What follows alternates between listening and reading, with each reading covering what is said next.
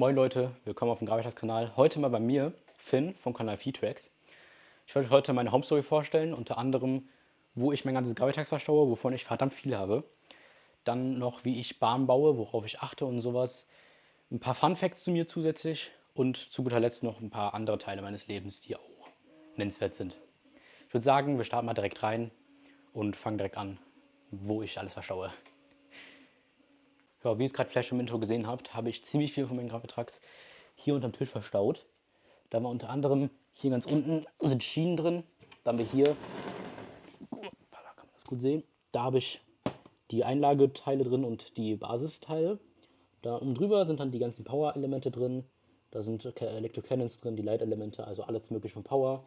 Hier ganz oben drin haben wir dann Wände und hier nebenan, da drin sind nur Spiralenteile. Haben wir hier unten eine Riesenbox, wo alle meine Höhenstände reinkommen. Und dann hier noch zusätzlich ein paar weitere Teile, die so wichtig sind. Und hier ganz oben zu guter Letzt noch Belluni-Schienen, die kleinen und ja, die Junior-Teile, die Adaptatsteine und sowas. Da haben wir hier drüben in meinem großen Regal noch außerdem hier oben eine Schublade, da sind nur die Junior-Teile drin. Da haben wir hier noch eine Schublade, die ist jetzt momentan leer, da kommen halt ursprünglich meine Säulen rein. Da haben wir hier eine Schublade, da kommen alle Actionsteine rein. Da sind wirklich alles Mögliche vom Jumper, Vertical Cannons bis hin zu Brücken drin, also alles Mögliche, was jetzt nicht, was eine bestimmte Funktion hat oder sowas. Direkt unten drunter finden wir dann die anderen Basissteine, halt 3:1, die Anstehsteine und so weiter oder auch die Wirbel.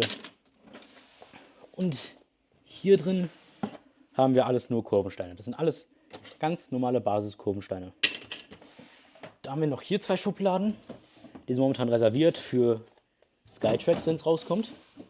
Davon habe ich auch schon viel bestellt. Und hier oben haben wir außerdem noch ja, so Steine wie die Dipper, weil die halt ein bisschen fragiler sind und die Ziele vom Power. Und hier oben Star Wars, unten drunter. Da unten drunter sind alle meine Pro-Steine drin. Genau, dann haben wir hier drüben noch mehrere Go-Sets. Darunter auch ein The Game Curse, wovon ich zwei habe. Und hier sind alle meine The Game Verpackungen, sag ich mal. Dann haben wir hier unten noch, haben wir hier meine transparenten Ebenen, meine kleinen transparenten Ebenen und unten drunter sind alles Bodenplatten. Und hier haben wir noch zusätzlich meine ganzen Kugeln. Alles schön sortiert von weiß, also wo ich am meisten Kugeln von habe, bis hoch zu den Kugeln, wo ich am wenigsten drin habe. Und dann habe ich hier noch meine zwei Kugelstäbe, die ich auch gerne benutze. Genau. Kommen wir zum nächsten Punkt, dem Bahnbau. Das ist wahrscheinlich der größte Teil und auch der komplexeste Teil. Wenn ich mal so um meine Bahn herumgehe, sieht man schon, nennt mir mal bitte schön einen Weg, wo ihr jetzt direkt schon sehen könnt, wo die Kugel lang geht. Das ist, glaube ich, ziemlich schwer bei meinen Bahnen. Ich verliere selbst manchmal den Überblick, weil ich habe halt nur ziemlich wenig Bauplatz. Hier der Tisch halt, mehr nicht. Wo ich beim Bahnbau immer darauf achte, ist, ich fange an mit einem Gerüst, also halt hier so ein Standardgerüst, das ist halt hier aus transparenten Ebenen, Säulen und sowas. Und ja, das ist einfach erstmal so ein Standardgerüst. Dann fange ich an, dort zu bauen, wo ich mir denke, das könnte cool aussehen. Zum Beispiel ist dadurch, wo war es? Hier hinten der Teil entstanden, an der Wand hier hinten. Der Teil ist dadurch entstanden, da habe ich einfach gedacht, das sieht bestimmt cool aus, wenn ich das so mache. Und dann überlege ich mir meistens noch so ein paar Standardideen. Hier zum Beispiel wollte ich so viele Vertical Cannons wie möglich einbauen. Hier haben wir mehr als 13 Stück, glaube ich. Wir haben jetzt ziemlich viele verbaut. Dann bei Power mache ich mir eigentlich keine Limits setzen. Ich interessiere mich gar nicht darum, welche Kanäle ich benutzen kann, welche nicht. Denn ich habe nämlich hier was Kleines gebastelt, und zwar das hier. Das ist mein Gravi Hub. Kann ich mal kurz anschalten hier. Das ist eigentlich ja, ein kleiner PC, sowas wie da drüben. Nur halt, dass es viel kleiner ist, kompakter, und damit kann ich hier die Connect-Elemente steuern. Das ist auch der Grund, warum ich davon nicht nur ein Connect-Element habe, sondern noch ein zweites hier oben und ein drittes hier hinten. Und zwar einmal ein Connect-Element für einen Kanal. Genau, damit steuere ich halt die ganze Bahn an sich. Und das hilft mir halt, ein paar Limits zu umgehen, sage ich mal. Dann bei Pro-Steinen mache ich mir immer eine Regel setzen, dass die nicht direkt hintereinander benutzt werden dürfen. Das heißt, wenn eine Kugel reinkommt, dann dauert es meistens ziemlich lange, bis das Teil zum nächsten Mal wieder bespielt wird. Da habe ich halt, meistens fange ich immer oben an zu bauen und fahre halt runter. Hier unten ist dann das Ziel. Und ja, ich fange einfach dran los zu bauen, baue immer an verschiedenen Stellen weiter und dadurch wird das halt immer komplexer. Und ganz am Ende ist eigentlich nur noch halt das Ziel, wie da unten zum Beispiel, die Kugel möglichst noch irgendwie von offenen Auslässen hin zum Ziel zu bringen. Ja, das ist so standardmäßig, wie ich baue. Worauf ich auch noch meistens achte, ist, dass ich möglichst viel mit Einzelstrecken baue. Das heißt halt Strecken, wo jetzt keine, zum Beispiel hier was, das baue ich eher seltener. Das baue ich eher so, um die letzten paar Kugeln noch ins Ziel zu bringen, aber ich achte immer drauf, dass meistens nur eine oder zwei Kugeln in der Bahn am Laufen sind. Deswegen habe ich auch zum Beispiel hier gerne Releaser verbaut, hier oben einen, hier unten einen und da drüben ist auch noch irgendwo einer, glaube ich. Der war hier hinten, genau. Und ich achte halt immer drauf, dass halt eine Kugel halt den Verlauf der Bahn bestimmt und dann kann ich halt diese einfach folgen. Das ist halt einfach zum Aufnehmen finden, meiner Meinung nach. Vor allem auch bei so komplexen Bahnen, wo man halt schnell Überblick verliert. Genau, falls man es noch nicht gemerkt hat, ich baue ziemlich ungerne Tricks ein, weil es einfach für mich zu inkonsistent ist. Ich baue lieber so, sage ich mal, klassisch. Also jetzt halt nichts groß getüftelt, sage ich mal hier. Sondern halt immer schön von einem Stein zum anderen mit Schienen und sowas. Und es halt nicht so große Tricks mit Trampolinen und sowas. Ich glaube, bei der Bahn habe ich sogar kein einziges Trampolin verbaut. Ansonsten baue ich halt auch mal möglichst flach auf den Tisch und auch nicht irgendwie so über krasses Gelände. Ich bleibe eher so standardmäßig. Kommen wir zu einem der Fun Facts. Beispielsweise, wenn man sich diese Bahn anguckt, fällt jetzt nichts groß auf. Aber wenn man mal genauer hinguckt, erkennt man vielleicht etwas ganz Bestimmtes, das nicht da sein sollte. Wir sehen nämlich hier einen blauen Höhenstein.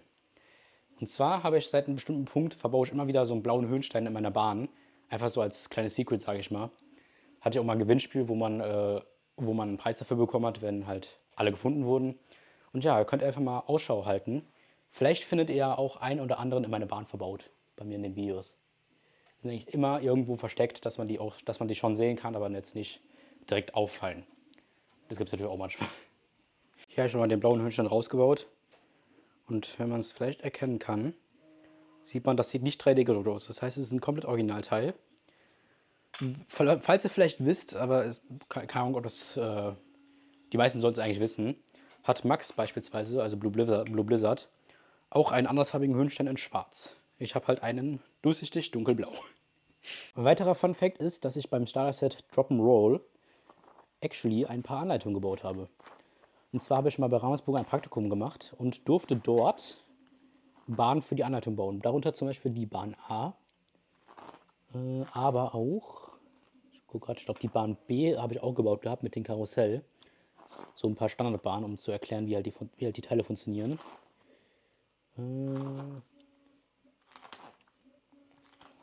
Genau. Wie gesagt, halt so ein paar Bahnen, die halt hier in diesem Anleitungsheft drinstehen, habe ich gebaut. Und ich finde das einfach was sehr krasses, was man halt erreichen kann, finde ich. Und auch cool zu nennen. Ein ehrlicher Fakt außerdem ist, dass ich die endgültige Coverbahn für das Starter-Set Balance gebaut hatte. Zumindest einen kleinen Teil, den ich halt verbessern musste, weil die Scoop noch neu reinkam als neues Teil.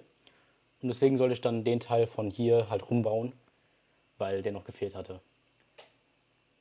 Ich habe jetzt nicht unbedingt einen Lieblingsstein, aber sollte ich von jeder Reihe einen nennen, ist es bei Base auf jeden Fall die Vertical Cannon, weil es mir einfach sehr viel Flexibilität bringt und ich damit einfach verdammt viel nach oben bauen kann wieder. Dann bei Power. Es ist, oh Wunder, das Connect-Element, weil es bietet einfach so viele neue Möglichkeiten, die man sonst mit Power halt nicht machen kann. Beispielsweise kann ich einer Electric Cannon sagen, dass die einen Schuss ausführen soll, der ein bisschen schwächer ist und deswegen die Kugel nicht so hoch geht wie normalerweise. Und bei Pro ist es auf jeden Fall der Releaser, weil er lässt mich einfach Kugeln speichern und diese wieder ausgeben. Und das ist bei meinen Bahnen einfach ziemlich praktisch, weil sonst ist halt einfach komplettes Kugelchaos hier. Es gibt aber einen Stein, den ich absolut hasse.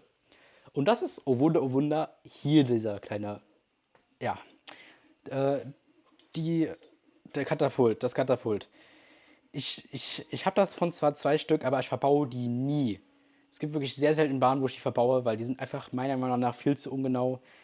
Und ich hasse es, wenn meine Bahnen irgendwie unberechenbar sind oder sowas. Deswegen habe ich auch halt viel kontrolliert mit den Connect-Elementen und sowas. Aber einfach, dass dieses Teil so ungenau ist, deswegen benutze ich es einfach ungerne. Zu guter Letzt haben wir noch hier meinen PC. Das ist so der Hauptpunkt, wo ich von aus streame. Da seid ihr dann hier oben. Streamen tue ich ja, wie auch schon im ersten Teil der Kanalvorstellung gesagt, halt am Wochenenden. Und ja, das ist eigentlich meistens immer so im Thema von Gravitrax, beispielsweise Analysieren von neuen Sets, die rauskommen oder sowas. Oder auch einfach Modellieren von Teilen. Und was ich auch halt gerne mache, ist, wie funktionieren Teile überhaupt? Das ist auch was, was ich halt sehr gerne und sehr interessant finde. Ja, da könnt ihr auch gerne mal vorbeischauen, wenn ihr wollt, wenn ihr Lust habt. Und ja. Viele Dinge, die ich in meiner Freizeit tue, haben auch was mit Gravitrax zu tun. Dazu gehören beispielsweise Modellieren oder auch Programmieren, darunter Bahnen oder auch beispielsweise das Graviab selbst. Aber auch Game Design macht mir viel Spaß und mache ich auch oft bezogen auf Gravitrax. Und zu guter Letzt noch rumtüfteln. Das ist auch was, was ich übertrieben gerne mache, einfach Sachen zu bauen. Hiermit bedanke ich mich auf jeden Fall fürs Zuhören und fürs Dabeisein. Und abonniert gerne den Gravitrax-Kanal, wenn ihr noch mehr vom Community sehen wollt. Und lasst auch ein Abo bei mir dabei, wenn ihr gerne mehr von solchen Bahnen sehen wollt, wenn sie mal rauskommen. Ansonsten, ja, streame ich ja auch. Ich bedanke mich auf jeden Fall fürs Dabeisein und ciao.